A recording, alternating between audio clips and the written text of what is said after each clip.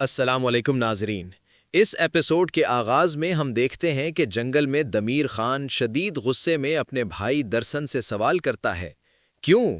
کیا تم بھول گئے ہو کہ تم یہاں کس لیے آئے ہو درسن؟ جواب دو درسن، جواب دو۔ کیا واقعی سب بھول گئے ہو؟ تم نے خود کہا تھا کہ میں ادریس کی جگہ جاسوس بنوں گا، اور ہم اس پر بھی تیار ہو گئے تھے۔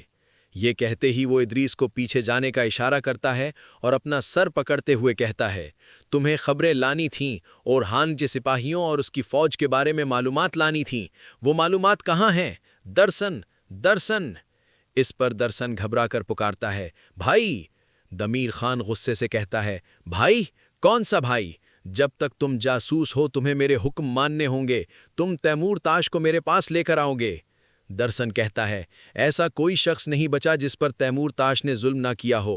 اس نے لوگوں کے گھر اجاڑ دیے، ان کے چولہے بجھا دیے۔ اب ایسے شخص کو چھوڑنے کا کیا فائدہ ہے؟ دمیر خان اسے پکڑ کر کہتا ہے، اور ہمارے گھر، ہمارے گھروں کا کیا ہوگا؟ درسن کہتا ہے، تیمور تاش جیسے آدمی کو بھگانے سے بہتر ہے کہ وہ جل کر راکھ بن جائے، مکمل راکھ۔ یہ سنتے ہی دمیر خان پلٹتا ہے اور درسن پر ہاتھ اٹھا دیتا ہے، مارتے ہوئے کہتا ہے، راکھ بن جائے؟ ہاں، راکھ بن جائے۔ جب تک تم جاسوس ہو تم وہی کرو گے جو میں کہوں گا۔ تیمور تاش کو بچانے کی کوشش میں درسن زخمی ہو جاتا ہے، مگر سب کچھ غلط ہونے کے باوجود وہ اپنے بھائی پر ہاتھ نہیں اٹھاتا۔ دمیر خان کہتا ہے، میرا دماغ مت گھماؤ۔ درسن کہتا ہے، مجھے ان سب باتوں سے دور رکھو، مجھ سے یہ مت مانگو۔ درسن جانے لگتا ہے تو دمیر خان اس کا بازو پکڑ کر کہتا ہے، یہ مت بھولو کہ تم یہاں کیوں آئے ہو۔ اب صاف صاف بتاؤ تم کس طرف ہو؟ کیا کوئی بات ہے جو تم مجھ سے چھپا رہے ہو؟ درسن کہتا ہے، نہیں، مجھے چھوڑ دو۔ میں نے کہا چھوڑ دو مجھے۔ میں مر جانا قبول کر لوں گا مگر غلط راستے پر نہیں چلوں گا۔ بھائی، آپ غلط راستے پر ہیں۔ یہ سنتے ہی دمیر خان زوردار مکہ مارتا ہے اور درسن زمین پر گر جاتا ہے۔ دمیر خان غصے میں کہتا ہے، کیا میں غلط راستے پر ہوں؟ درسن کمزور آواز میں کہتا ہے، ہاں، آپ غلط راستے پر ہیں۔ دمیر خان اسے لاتوں اور مکوں سے مارتا ہوا کہتا ہے، کیا تم سیدھے راستے پر ہو؟ کیا تم خود کو حق پر سمجھتے ہو؟ خوب مار کھانے کے بعد درسن پھر کھڑا ہو جاتا ہے۔ دمیر خان کہتا ہے، جب میں کہوں سیکھو تو تمہیں سیکھنا چاہیے۔ درسن کہتا ہے، ہرگز نہیں، چاہو تو مجھے مار ڈالو۔ دمیر خان کہتا ہے، کیا تم اورہان کے ساتھ کھڑے ہوگے جو ہماری بندرگاہیں چاہتا ہے اور آہستہ آہستہ ہماری زمین پر قبضہ کرے گا؟ درسن کہتا ہے، سلطان اورہان کبھی ترکوں کی زمین پر قبضہ نہیں کرے گا۔ دمیر خان کہتا ہے، کیا ہم ترک نہیں ہیں؟ اگر اسے صرف سمندر کا راستہ چاہیے ہوتا تو وہ بیگا کی بندرگاہ مانگ لیتا، پہلے بیگا پر قبضہ کرتا، پھر ابنائے کا راستہ کھولتا۔ ابھی وہ کہتا ہے کہ صرف کرائے پر چاہتا ہے، کل کہے گا یہ میری ہے اور پھر ہماری ساری زمین پر اپنی حکومت قائم کر دے گا۔ جس شخص کی تم بات کر رہے ہو، جسے تم اورہان کہتے ہو، ہوش میں آؤ درسن، ہوش میں آؤ۔ یہ مت بھولو کہ تم یہاں کیوں آئے ہو۔ بیٹا، اپنی قوم اور بنو قاراسی کو مت بھولو۔ تم ایک سردار کے بیٹے ہو، خود بھی سردار ہو، سرداروں کی طرح برتاؤ کرو۔ یہ کہتے ہی دمیر خان وہاں سے چلا جاتا ہے اور درسن غم اور سوچ میں ڈوب جاتا ہے۔ درسن کے کانوں میں ایک آواز گونجتی ہے، جو ہم سے ہماری بندرگاہیں چھیننا چاہتا ہے۔ اب ہم دیکھتے ہیں کہ برسا میں عمر ایک آدمی کے ساتھ آگے بڑھ رہا ہوتا ہے اور اسے سکے تھما دیتا ہے۔ وہ آدمی سکے لے کر خوش ہو جاتا ہے اور عمر کے اشارے پر آگے بڑھتا ہے۔ پھر وہ ایک تاجر سے الجھتے ہوئے کہتا ہے، کیا تمہارے لیے اتنا کافی نہیں کہ تمہیں نئے سٹال مل گئے ہیں؟ تم نے بیچ راستے میں اپنا سامان بھی پھیلا رکھا ہے۔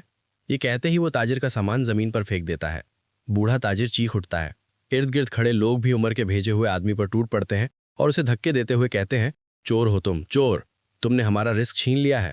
بوڑھا تاجر گھبرا کر کہتا ہے، میرا مال چھوڑ دو، چھوڑ دو۔ وہاں ایک دم افراتفری مچ جاتی ہے۔ عمر دور کھڑا یہ سب تماشا دیکھ رہا ہوتا ہے۔ لوگ ابھی جھگڑے میں ہی ہوتے ہیں کہ بوران اپنے سپاہیوں کے ساتھ وہاں پہنچتا ہے اور سب کو پرسکون کرتا ہے۔ پھر عمر کے آدمی سے کہتا ہے، ان تاجروں نے دکانیں قیمت ادا کر کے حاصل کی ہیں۔ وہ آدمی غصے سے کہتا ہے، آپ مسلمان تاجروں کو ترجیح دے رہے ہیں، آپ نے ہمارا کاروبار برباد کر دیا ہے۔ پیچھے کھڑے اس کے ساتھی بھی شور مچاتے ہیں، یہ ٹھیک کہہ رہا ہے، ہمیں ہمارا کام واپس چاہیے۔ بوران سخت لہجے میں کہتا ہے، خاموش، ہمارے سلطان بہت جلد تجارت کو منظم کرنے کے لیے فرمان جاری کریں گے۔ جب ہر شخص کو اپنی حد معلوم ہو جائے گی تو مسلمان اور غیر مسلم سب سے برابر ٹیکس لیا جائے گا۔ جو کوئی اپنے مسئلے لڑائی جھگڑے سے حل کرنا چاہے گا اسے مجھ سے سابقہ پڑے گا۔ ہر کام کا ایک طریقہ ہوتا ہے، جسے شکایت ہو وہ قاضی کے پاس جائے۔ اب منتشر ہو جاؤ، سب واپس جاؤ۔ یہ سن کر لوگ پیچھے ہٹ جاتے ہیں۔ بوران اپنے سپاہیوں کے ساتھ اس تاجر کی مدد کرتا ہے جس کا سامان پھینکا گیا تھا۔ منصوبہ ناکام ہوتے دیکھ کر عمر بھی خاموشی سے واپس لوٹ جاتا ہے۔ ادھر درسن قبیلے پہنچتا ہے۔ حلیمہ اسے دیکھتے ہی چونک جاتی ہے اور کہتی ہے، درسن یہ کیا حال بنا لیا ہے؟ کس نے تمہیں اس طرح مارا ہے؟ بتاؤ، میں ابھی جا کر اس کا کام تمام کر دوں گی۔ درسن ہلکی مسکراہٹ کے ساتھ کہتا ہے، اس حالت میں بھی تم مجھے ہنسا رہی ہو؟ میں کیا بتاؤں، خدا کی قسم میری طاقت اس کے لیے کم پڑ گئی تھی، تمہاری بھی نہیں چلے گی۔ حلیمہ فکر مند ہو کر کہتی ہے، درسن صاف صاف بتاؤ آخر ہوا کیا ہے؟ درسن کہتا ہے، میں نے ایک جنگلی گھوڑا دیکھا، اس کے پیچھے دوڑا اور اس نے میرا یہ حال کر دیا۔ حلیمہ مسکراتے ہوئے کہتی ہے، تو مطلب گھوڑے نے تمہیں لات مار دی؟ درسن کہتا ہے، ہاں کچھ ایسا ہی سمجھ لو۔ حلیمہ ہنستے ہوئے کہتی ہے، اچھا میں اس گھوڑے سے بات کروں گی کہ آئندہ تم پر ٹانگ نہ اٹھائے۔ درسن جانے لگتا ہے تو حلیمہ اس کے سامنے آ کر کہتی ہے، درسن مجھے تمہاری یہ ناکامیاں عجیب طرح سے پسند آئی ہیں، آؤ شفانے چلتے ہیں تاکہ وہ تمہارے زخم دیکھ لے۔ یہ سن کر درسن حلیمہ کے ساتھ شفانے کی طرف چل پڑتا ہے۔ ادھر شاہین شاہ اپنے بیٹے یغید کے ساتھ دعوت کی تیاریاں کر رہا ہوتا ہے۔ یغید کے چہرے پر خوشی دیکھ کر کہتا ہے، لگتا ہے آج تمہارا دل بہت خوش ہے۔ یغید کہتا ہے، اگر ہم پہلے مانگ لیتے تو بہتر ہوتا بابا جان، مجھے ایک طرف یہ ڈر بھی ہے کہ کہیں کوئی مسئلہ نہ ہو جائے۔ شاہین شاہ مسکرا کر کہتا ہے، کچھ نہیں ہوگا بیٹا، انشاءاللہ کچھ نہیں ہوگا، تم ایسی باتیں دل میں مت لاؤ، لیکن ایک بات یاد رکھنا، باپ کی نصیحت ہے، شادی کے بعد بیوی کو زیادہ ڈھیل مت دینا۔ یغید ہنستے ہوئے کہتا ہے، لیکن میں تو ان پر کچھ بھی قربان نہیں کر سکتا۔ شاہین شاہ کہتا ہے، ہاں ہاں بہت خوب، پھر اپنے بیٹے کے ساتھ مل کر اسی طرح کھانا پکانا، دیکھو تمہاری ماں یہاں موجود نہیں ہے۔ یغید کہتا ہے، خدا کی قسم بابا آپ ٹھیک کہتے ہیں۔ اسی لمحے بیدار وہاں آتی ہے اور ارد گرد کا حال دیکھ کر کہتی ہے، یہ آپ لوگوں نے اس جگہ کا کیا حال کر دیا ہے؟ شاہین شاہ کہتا ہے، ہم نے تو بہنوں کو تعمیراتی جگہ پر بھیج دیا تھا، جب دیکھا کہ آپ آنے والی نہیں ہیں تو میں اور میرا بیٹا خود ہی کام میں لگ گئے۔